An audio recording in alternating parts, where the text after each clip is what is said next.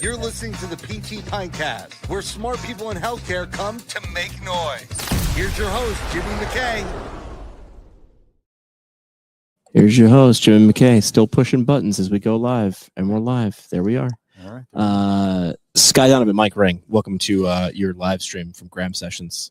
Thanks, Jimmy. This is your first Graham Sessions? It is, yeah. This is your first. My first. That's look at this. very odd to me. That's weird. Because you're very elbow rubby in APTA. But I don't own a private practice. Oh, well, that's a good point. Yeah, but you're a big thinker. I like to think. I think. You're right. We're going very Dr. Seuss here. All right. Yeah. So that is a good point. I know you're in academics, but to me, you're sort of everywhere in PT. But Mike, background, back of the baseball card. How long you owned your practice? 16 years. Yeah. 16 years. Good Just for you. opened our second location, actually December 4th. So. Can you see it from here? You can't quite. Close. It's in Reston. It's not All right. close enough to see, but Close enough. All right. So why'd you come? How was this framed for you as a practice owner? I was thinking about this. A lot of practice owners in there. Mm-hmm.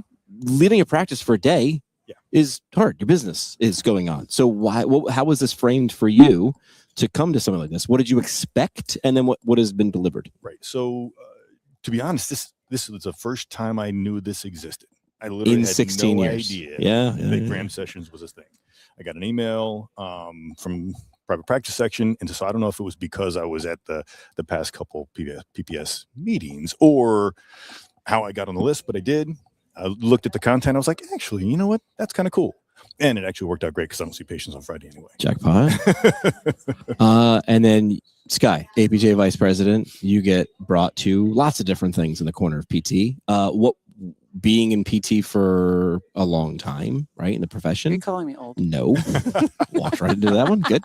But no, you've been in PT for how Been long? Around a long time. Not as long as Orthopedics, you think. academics? Yeah, I mean, I've been a PT since 2003. Okay. So 23 years. So what were you expecting and what are you seeing from, I mean, you're sort of like the down the middle person this is designed for, and you're not, which means you're both going to look at what is going on here differently. Mm-hmm. So what did you expect was going to happen? What did I expect was going to happen has happened was that I was going to hear totally different perspectives than I usually hear. So I love conferences like this because I'm not exposed to this kind of lens and thought about their everyday and also the meta, like how can we change things so they're better for the future. So that has been really good for me. And I got to meet a ton of people that I've never met before. So I always love that. This isn't the area you're normally in. Yeah. So I get to listen a lot, which is so cool. When you looked at the agenda, as a practice owner, what made you say, ooh, let's drill down on this. This is exciting. Yeah. So there were a couple things. One was the opportunity to hear a little bit more about the APTA's decisions, specifically with DEI stuff. Right. So that was very interesting to me. And then a couple of other pieces were, talking about where we are with reimbursement, honestly, we are with reimbursement, how we're going about changing things, what our plan is, what are some of the options. One of the things that I'd like to hear a little more, quite honestly. Let's win next question, but keep going. We've talked a lot about what's wrong, and I'd like to hear a little bit more about here's some options. Here's some solutions, right? So we know what's wrong, right? We know reimbursement's declining. We know we're having a harder and harder time. We're getting squeezed. We're one of the very few industries that is not tied to inflation. I can raise my prices all I want. I'm not going to get paid a dime more just because inflation went up, right? So how do we combat that? So I'd like to hear a little bit more of that kind of conversation, and maybe we will today or tomorrow. In what format? Like people who've done stuff and then they walk you backwards and reverse engineer that for you? Correct. Yeah. Exactly. So we know there's a couple options out there, and we've heard a lot of those options that they exist, and maybe we didn't know they existed, but I'd like to hear some more about, all right, how do you get there? How do you get from point A to point B? Right. That's why like a show like Bar Rescue is kind of cool. I mean, I know it's sort of set up, right? But it's like we go in there and there's the glaring problem. John Taffer yells and screams, but they do a pressure test. Everything explodes. The owner loses their mind. But then they go, all right, now here's how we're going to fix it. And I really like when they do an episode that they go, hey, remember that episode from 3 years ago? Well, they're still in business or they've tripled their whatever. And you're like, oh, yeah, this stuff works over time, which is good. What's something that you thought should have been on the menu? Oh, That's not what I thought you were going to ask me. I thought you were going to ask me the question you asked him. No, So you're an owner thinking practice. about it. Okay. But how would you have answered that one?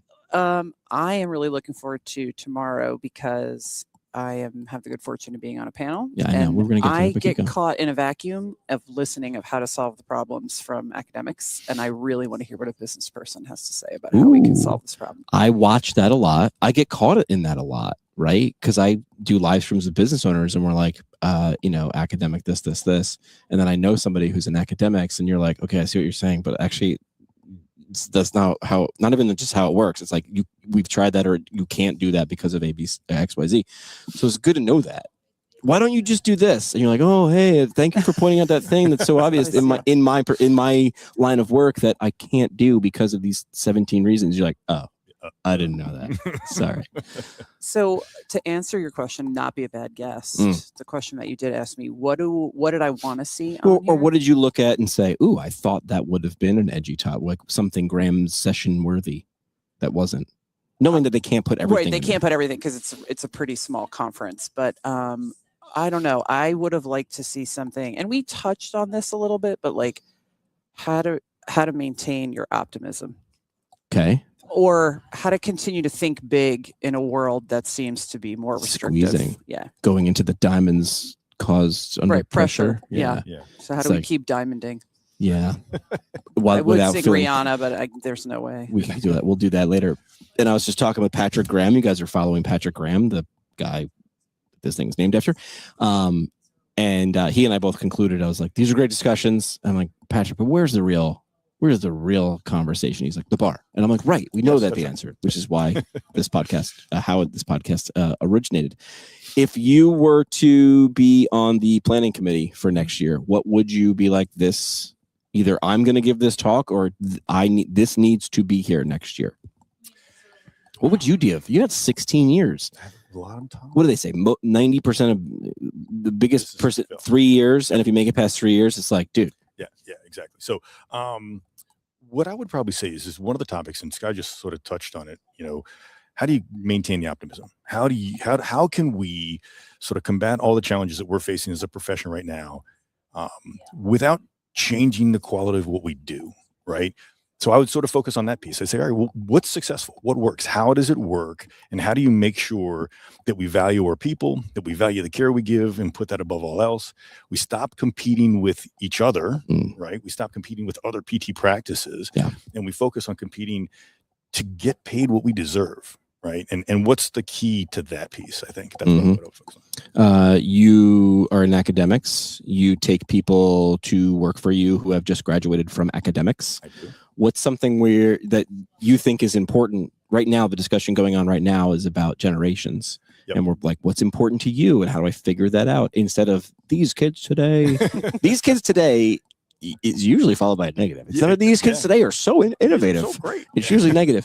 But how do you, or how have you over 16 years been able to say, like, all right, here is a generational divide, and I need to figure out how to incentivize or work with this person when they value something drastically than I did. Yeah. So I think that answer is, it's probably pretty simple, but maybe not easy. The great things are, right. And so it's just doing what we as physical therapists do the best, right? We talked earlier today about all the diagnostic tools that are now potentially available in a bunch of different states. But I still think the thing we do the best is listen. And if we listen to the new graduates, to the prospective hires, and figure out what motivates them, figure out what they want to do. Do they want to own a practice someday? Do they want to manage a practice someday? What do they want to see? They want to see a bunch of athletes. They like geriatric populations. Talk to people, listen to them, figure out what they want, and then figure out a way we can provide that. Build that. Right? Build that so that, because listen, if you came to work for me, Jimmy, and you said, Mike, I really only want to see soccer players and basketball players. I say, okay, you know what? I will do everything I can to get you that population. You got to work with me a little bit. As often as possible. I need to fill up your schedule, but as much as we can, I will get you relationships with the people who are going to send you that population. And I'll support you because this is what you love. Because honestly, if you do what you love, it's great. Right? What's the old saying? You never work a day in your life? Right. Right? Yeah. And I believe that's very true. I heard a great interview question that you can find something like this out, tease it out, which is the guy taught me to ask in the initial interview when you're hiring a clinician, if you were to quit in 2 years, why would that be? And if they say something like, well, if you didn't pay me enough, or if it was like there's no growth, or I wasn't seeing the right, they're, instead of saying like, what do you need? It's saying, why would you leave? It turns it into a story. Right. That's great. So that's why people don't leave his clinic. Right. I mean, really, he listens to them and he helps them see what's valuable to them, and then he tries to make it happen. Well, I feel like you pointed out that the job of business owner is to create a good environment and listen, but the job of clinician is to create a great environment and listen differently. Right. But doing both of those things for different audiences can lead to success. Absolutely. You see and interact with students long before they graduate and join the workforce. What can academics teach business about these things, or how to predict what's coming? Like, I feel like you should just be like writing messages in a bottle to Mike and be like, okay, in 6 years, these students are going to be like this, and you should do this. I really think we need to be better in academics about having it be bidirectional, because we get a lot of these kids today, we get it from the clinics, and they're like, you guys aren't doing a good enough job in academics. I've never thought about that. To prepare them for what real life clinic is like now. So I think that we should be working together more to sort of develop a curriculum and a more, in context learning experience, so they can understand what the current challenge is, but then how do they turn those into opportunities? I'm always thinking about too, like, we need to give them more for what they're paying for and what they're doing. Like students, you mean? Yeah. I mean, like, I just think about, can we give them a skill set where it's like, how do we get them to be more entrepreneurial, and how do we do design thinking?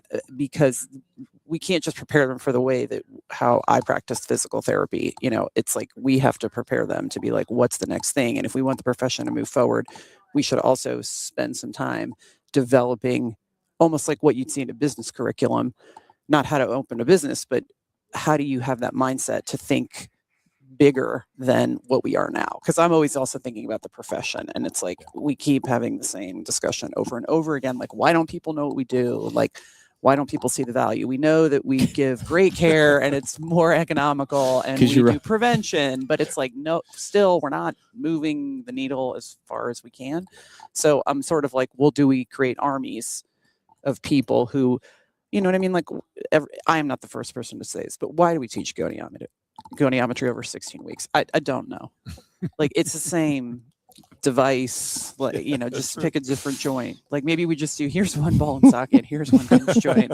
Right. Do it on the upper and lower extremity, like, go. So, and we'll teach you the spine. But I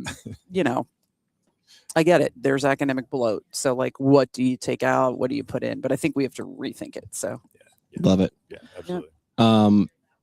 Same question but different point in life. How do you know when someone walks in who's just graduated, who's going to be a great clinician, and how can you tell when someone is about to someone walks in, they're going to be a great student? So what are you looking for? What are like the things that you're like, great clinicians, probably mostly for me, when I sit down with somebody for an interview, the kind of things I want to hear from them are not about all the different things they've seen in other clinics or as a student or anything like that. It's probably hard to quantify. It's a motivation. It's a desire to see, and it's a passion. And if they've got a passion about something, if they can explain to me something they love, and it's one of the questions I always ask is, sorry, tell me what you love. What do you love about physical therapy? Like, why do you love physical therapy? And quite honestly, I've had some interviews where I'm not sure I do. You're like, got it, and you're just drawing a red flag on the thing. So maybe, but the first question I asked after that is, why? I love what I do. I love what I do every day since I've been doing it. I've been doing it for 25 years. So, like, I don't know how you couldn't love this. Tell me about where you work now. Tell me about your last experience. What was not to love? What did you not like about that? Right? Because then I'll get a sense of, because if they describe my office and they don't love that, they're not going to love me. Right. And they're not going to come work for me. But if they describe an office where they're asked to see 30 patients a day, and they're not given the time, and they're not given the support, and they're not given Con Ed, and they're not given any sort of professional development or encouragement to pursue their passion, I was like, well, I can fix that. I can take care of that. So you're teasing out as environmental or internal. Yep. And if it's internal, I can't fix that. I can't fix that. There's nothing. But if you were in a crappy situation, let's get you in a better situation. Yeah, exactly. Yeah. Exactly. Okay. great answer. So how do you want to answer this? Do you want to answer what makes what do you see that you know that this person's going to be a good student, or what do you see while they're a student that you're like, oh, this person's going to do great things? I think the answer's the same. Okay, good. Okay. And I think it is people who are successful who have enough self-awareness to be open to change. I think PT school is very challenging. Yeah. And the people who are sort of like, this is not going to be forever. I may need help in this. I'm excelling at this, and I'm going to go like show my skills to somebody else, and I'm going to feel proud of myself for that 2 weeks that I actually had my stuff together out of 112 weeks, right? I had 2. But I think it's the person who is adaptable, and they are willing to like know who they are, what their shortcomings are, what their strengths are, and be able to kind of like be okay with all of that, because that kind of a person is going to be like, our patients come in like that too, right? Yeah, so that point. kind of a person is like someone who's like, the job's going to be different every day. I'm going to be working with different people every day. I'm willing to learn about them. You know, I'm open to growing as an individual myself, and not being, you know, kind of like stuck in the like, it's every day is going to be horrible and I'm not doing great. And it's like, can we just sort of rise above, and like the students that really see this as a opportunity to live in the moment and do all the things in the moment, but this is just for now. Yeah. And they have the capacity to be something different at the end. Do you remember when I had a clinical in an underground mall? I remember that vividly. What was the name of that mall? It was like an underground bomb shelter. It doesn't exist anymore. It was in Crystal It was across City. from Crystal. It was across from Pentagon. It was Crystal City. Probably that parking It's lot right here. Right there. So I was in the food court of an underground mall. It was a national chain. I'm not going to throw them under the bus. Wow. And I remember messaging you and being like, is this it? And you were like, no. And I was like, well, this feels like this. I like to think I'm pretty resilient, like at least like a B+, but I was like, what are we doing? And my CI was rubbing butts through jeans. He was like, dude, I remember just being like, I don't know what I'm doing What here. is going on right now? Underground mall, where I was looking at a Subway restaurant because I was in the food court. And that was fun. But yeah, I think I said something to the effect, because I say it all the time. Get through it. Well, I think I said something like, you can learn as much about what you don't want. Right. There you go. And that's a valuable experience. It is. Yeah, that's right. Look at it more like sculpture. Like, what are we chipping away? Look, not going to have that. Got it. Need windows. All right. Check. Because literally it was like winter. It was like now. So I would go to work at like in dark 0 dark 30, and I would leave at 0 dark 30. Never saw the sun. Never saw the sun. And I was just like, this is great. This is I used to play rock music loud and give away beer and concert tickets, but now we're rubbing butts through jeans, and this is my job. I'm like, cool, in the dungeon. And I'm like, well, at least there's on the bright side, there's a Subway right there. I've got as many Subway punch things, and I got a free foot long. Is there anything I didn't ask? You didn't ask me what session I want to see. Oh, next yeah. year. Sorry. I forgot. What would you put on the docket? How to have a nerd lunch. What's a nerd lunch? Oh, I have them all the time. What is a nerd lunch? So, you know what a nerd lunch is. Yeah, because you've been to one. I have. You're going to be invited to the next one. I eat lunch with myself. Yeah, no. So where you have a lunch, or it doesn't have to be lunch. You have a moment, and it's on a repetitive schedule, and you have a group of people that do things that are completely opposite to you. So it's like your accountability group. It's like, how do you form that? If our group chat was just like, we're going to meet Fridays at 12 to 1. Right. We all do in our group chat is like a bunch of PTs, but I don't think, do any of us do the same thing? No. We don't, actually. No. Yeah. And why is that good? Because I've said this before. It's like, we got to get out of the silo. So I think having people that are comfortable enough to challenge you, and I think it's even better when they're outside of the profession, because they just look at things so differently. Yeah. If so, I'm this is going to come back. I'm doing a cohort. I'm a teacher now. I'm teaching people how to podcast. So I've been asked before. I was like, I'll do it, but only if a couple of you are going to do it at once, because it doesn't make any sense. So I've got 3 or 4 people going through this at the same time. And like week 1 or 2, I was like, this is your homework. Who are you talking to? Like, make up a fake person, as dumb as it sounds. Exercise actually helps. And they're going through it and they're doing their thing. And then week 2 is like, now I want you to now it's what's one episode for this? What's one problem? And the funny part is the person who's who their podcast is launching is like really hard to articulate what they're trying to do. The other two people are like, oh, no, this is it. And they're able to rattle it off so damn easy. And then like, how are you doing that? I'm like, watch, you're going to be able to do it for him. He's going to be able to do it. You're going to be able to do it for the other people. You have the curse of knowledge. Like you've exhausted all the probable solutions because you know this space. And then you get another person that comes in and they're like, have you tried this thing that you've never heard of? And you're like, no, what is that? Yeah. 3M, the company 3M did this. They couldn't figure out how to do some engineering thing. And they were like, some entrepreneurial Scotsman came up with this idea. Essentially, he created open source problem solutions. So they were like, all right, we're going to put this on a website and we'll put a bounty on it. So the famous story that I heard on a podcast was some shepherd was like, well, have you tried this? And these engineers were like, what the hell is that? And like, oh, well, we've this, and it solved it. You needed a shepherd to solve an engineering problem. Why? Because engineers are taught engineering things. Right. They don't know how to get the flock out of here. All right. Is there anything I didn't ask about Graham Sessions or, not that I can think of. Yeah. All right. Well, we'll wrap up. Last thing we do on the episodes, we call it the parting shot. This is the parting shot. One last mic drop moment. No pressure. Just your legacy on the line.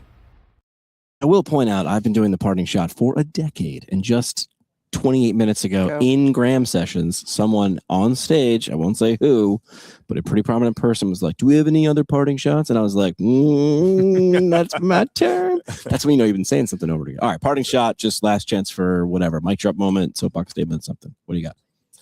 I think the main take home for me from this whole Graham session has been, if you find people who love what they do, you'll be successful running a private practice. But you got to find people who love what they do and support them.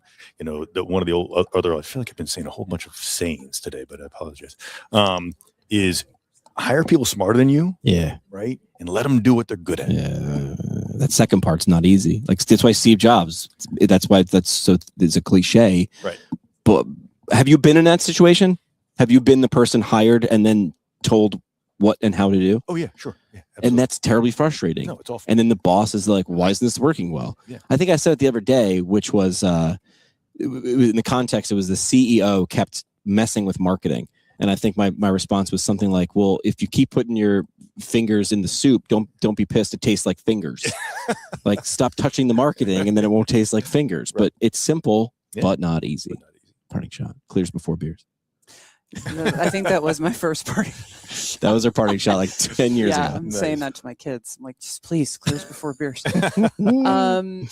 So I heard this yesterday. So it wasn't at Graham Sessions, but I heard it yesterday. So we were sort of like in the lead up to Graham Sessions, and it was find the extraordinary in the ordinary. Ooh, what does that mean? What do you think what is that? What do you? I think it can mean whatever you want it to mean. And it was fine. I think it's like about reinvesting in wonderment, because I think right now we don't have a lot of wonder in our lives. Good. So I've been trying to spend some time. Did you learn this? What we should do next. Did you find this at dinner last night? No. Or the dinner that you were at? At dinner last night, I pointed out to people, I was a typical 25-year-old rock radio DJ. We would make fun of things and people. That was our job, to sort of be a dick.